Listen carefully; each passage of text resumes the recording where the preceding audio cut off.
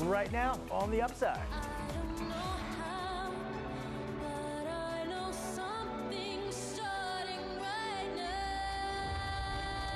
What a voice. A classic remade. How the singers found their voice to respect the original Little Mermaid songs.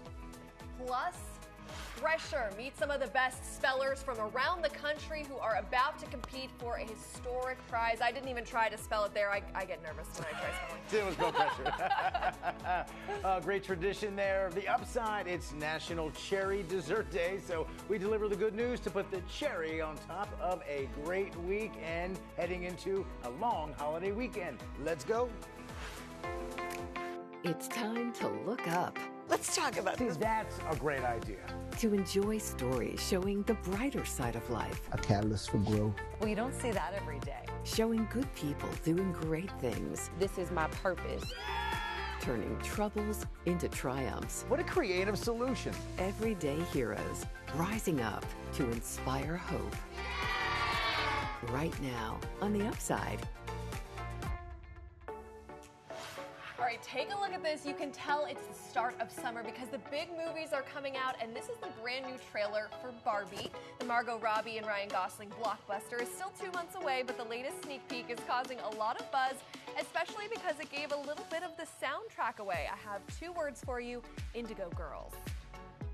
Oh, nice little hint there. Nice little hint. There's a star-studded cast in this movie. I don't really understand what the plot is going to be, but I am in. I was a Barbie girl growing up, so I got to see this. Oh, that's right. Yeah. So you're gonna buy a ticket and go see it, right? This appeals to you. This was my childhood. I can see if it wasn't yours. They didn't have as much of a market for the guys in the day. I'm more of a Wolf of Wall Street Margot Robbie guy, but this should be fun at the very least for a whole bunch of people. So we'll see. 2 months away. With that, let's begin as we like to do here on The Upside, stories from the very top of our feet. And once again, hello to you, Alexa. Thanks for hanging with us. Indeed. Hope everyone's Memorial Day weekend's off to a good start. So here we go. This one has us all in awe of the combined power of modern medicine, and on top of that, very much a heavy dose of the human spirit. His steps may be slow and a bit unsteady, but they're possible thanks to implants in his brain and spinal cord. Now here's the backstory. 40-year-old Gert-Jan Oxum was paralyzed in a cycling accident 12 years ago.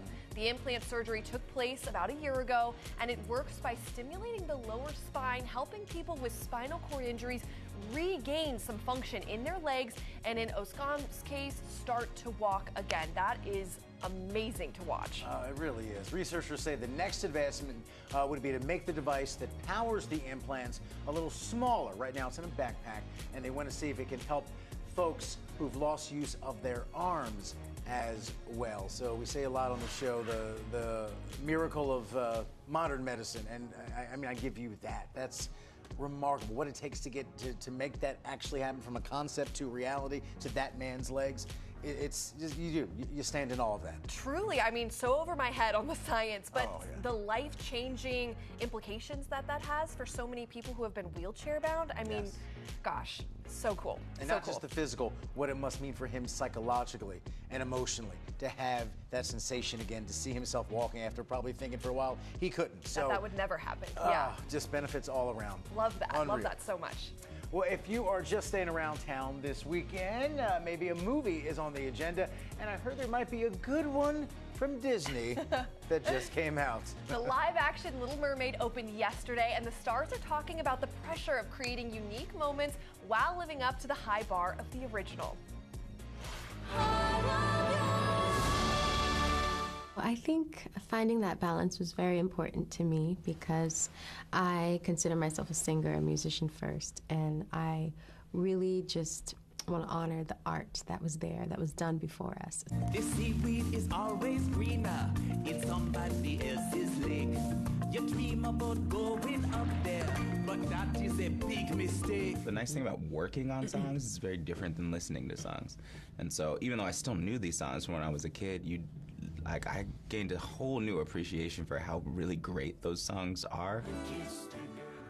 Well, that was Halle Bailey and Daveed Diggs, who play Ariel and Sebastian, respectively. It's fun to know the movies are loosely based on a fairy tale originally written by Hans Christian Andersen in 1837. I definitely want to go see that. It looks good. Her voice in the previews and the clips I've seen, I mean, my Lord, they're just incredible talent there. So that movie breaking some barriers in a racial sense, but also showcasing a remarkable talent in that young woman. She's like clearly on a rocket ride to huge stardom. Well, and she's going to be in The Color Purple, too, coming up later this year. So her career is only going up, and it's awesome to see because she's got the talent, that's for sure. She's way above ground when it comes to the career. Yes. Well, if you don't feel like heading to the theater, you can always chill at home with Netflix. But if you share a username and password, beware. Yeah, this has been all over the news. A lot of folks disappointed trying to find a way around. Netflix starting now to officially crack down on users who share passwords despite not living together. In a letter to subscribers, the streaming service did offer two alternatives. They can transfer a profile to a new member and pay for that person, or add an extra member for about $8 a month. But people have been doing this, sharing passwords, for a long time, and this crackdown has been in the works for a while, but now it's officially you hate happening. to see it, Netflix. Come on, give us something, please. The world's tough out there. You're right, exactly. So beware, you've been warned here. Yes. So, yeah. It's going to happen. It is happening. Yep, the last weekend of May also brings one of the great spectacles in sports, the Indy 500. And when you turn on the race, you won't just be seeing, of course, all those crazy good cars. You'll also be seeing very much a family tradition as well. 4 generations of the Bridgewater family have volunteered on race day to keep fans safe. Combined, they have served the equivalent of more than 150 years of Indy 500s. My grandpa was the heart of our family. Walking up those stairs and sitting down in those seats, I feel my grandpa every time I walk up those seats. My granddaughter told me she wanted to work with me. Okay, here I am. Well, her brother's 14. He's also said he wants to work with me. Okay, so I'm out here till at least 48 years. Well, if I'm gonna do 48 years, I might as well go ahead and do 50.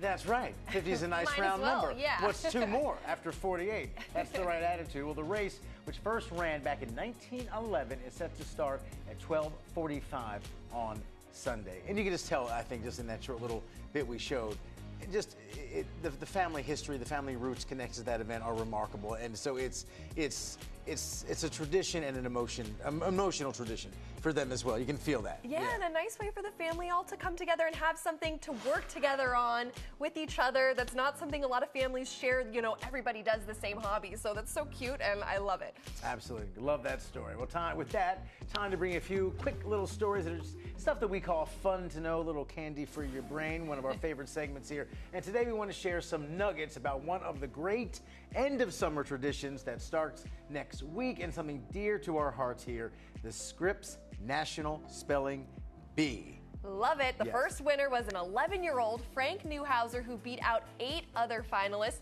His winning word, gladiolus, the flower. It's fun to know the first bee was organized in 1925. That makes the bee older than sliced bread, which was invented in 1928. Now, speaking of great traditions, this bee's another one. So let's break down exactly why it's called a spelling bee. Well, even our parent company, Scripps, is not sure of the origin. Okay, so let's start with that. Best we came up with is that a bee, B-E-E, can refer to a community social gathering in which folks join together in a single activity. That kind of fits. I follow that. I like that. Yeah, I like that. And finally, it's fun to know the most frequent word on Scripps National Spelling Bee list is C-O-N-N-O-I-S-S-E-U-R. Connoisseur. That might trip me up. I couldn't do it under that pressure of those kids' face. No. Yeah. But those kids are connoisseurs of spelling. They really That's for sure. are. Oh my gosh. I still have PTSD from my 6th grade spelling bee when I got out on the first round. So. First round. I know. And here we are in journalism. I can tell you where the comma goes and the quotation marks, but the spelling is unfortunate. Do you remember the word? Compulsion. Really? Yes, That's what trips you up. I know. I'm like, oh, Alexa, that's terrible. It's all right. But you were younger then. It's okay. You've learned. You've My 12-year-old self is scarred. Well, good luck to all of those kids out there. You're going to do great. We'll be rooting you on.